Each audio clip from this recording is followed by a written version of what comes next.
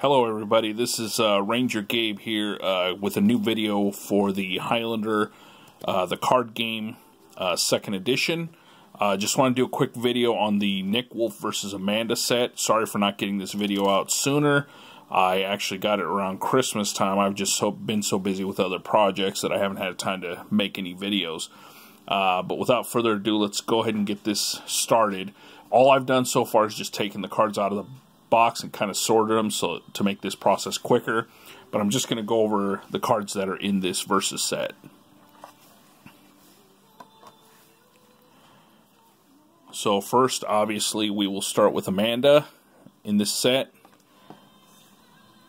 and it says during your may do must do phase you may discard up to 3 non-edge cards from your hand to randomly discard the same number of cards from your opponent's hand. And there you can see her gem spread. I've actually played against this deck already. Pretty nasty one made by one of our local players here in Omaha. And honestly, it should only allow you to discard non-edge cards from your opponent's hand. Otherwise, it gets very nasty when they're discarding all of your alertnesses. And we all know that Amanda can do unblockable, undodgeable stuff. So, this power was very nasty, and I don't think it was properly play tested. So the first thing that we want to get out of the way is the elephant in the room, the Raven. This is her plot. You get 2 of them in the set, their signature. Your opponent must play with their hand face up. You do not have to randomly choose cards for your persona power. So now you can see why it's nasty, because people can just have you play with your hand up, they go ahead and get rid of your alertnesses, and they start hitting you with unblockable, undodgeable stuff, and there's really nothing you can do about it. It's a nasty combo, and does not make the game fun at all. But just by tweaking it a little bit, and making it non-edge cards that can be discarded from your opponent's hand, it would definitely remedy that a lot. Here locally, in our Renegade version of the rules, we are discussing making that change. I don't know if we've actually decided that yet, but that would definitely help. The next card she has is Teacher of Many. You may include 1 non-master card from another immortal in your deck. You may only play or put into play this card in conjunction with that card. A standard. The Teacher of Many's have been in various other Immortal sets so far. It's a nice addition. Definitely elevates Amanda up to the status of one of the masters in the game. She's got a full set of 6 steel cards in the set. Anyone who's got any of the previous Amanda cards knows what it does. You basically get to use it as your special card for the turn. You can look at your opponent's hand, discard 1 card found there. It's a really nice card, especially if you're going with a discard strategy. Combine that with the plot that's already in play that lets you have them play with their hand face up, and you got a whole lot of discard goodness going on. Then you have her weapon of choice, her object hilt. You may only play or put into play this card if you're using the single-handed broadsword. If your opponent used a retrieve effect last turn, you may choose to remove the bottom card instead of the top card from your weapons for your weapon's power. That goes with the single-handed broadsword, which she comes with, which is this card here. So get that in the shot. Single-handed broadsword. If your opponent used a retrieve effect last turn, you may remove the top card of your opponent's discard pile from the game, regardless of effects. So those 2 work well together. She also had the Black Phoenix fan, which was the other weapon in this versus set.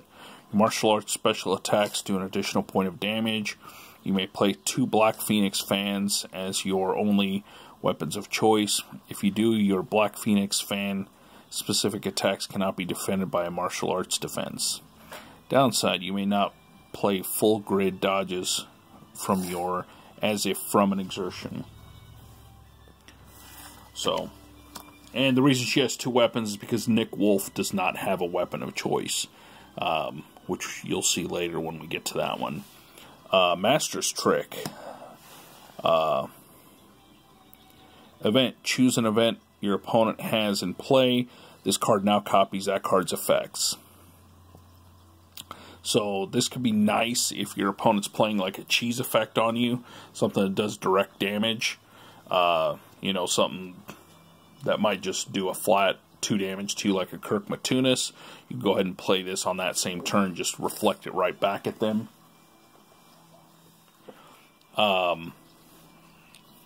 So that's what this is useful for, or something else nasty. There's any number of nasty events out there. Now we get to her Master's Attack, which is signature and restricted to 3. It's a martial arts attack, 2/4, which means it does 2 damage base. You can exert to make it a power blow at 4. It is a gold grid, so it's a rare special attack that you can actually make a exertion to make it a power blow. If you discarded this card using your persona power, you may retrieve this card to your hand at the beginning of your attack phase.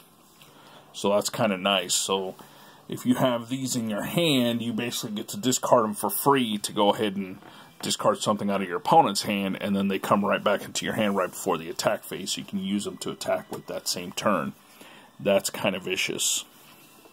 Lucy Becker, I liked her in the show.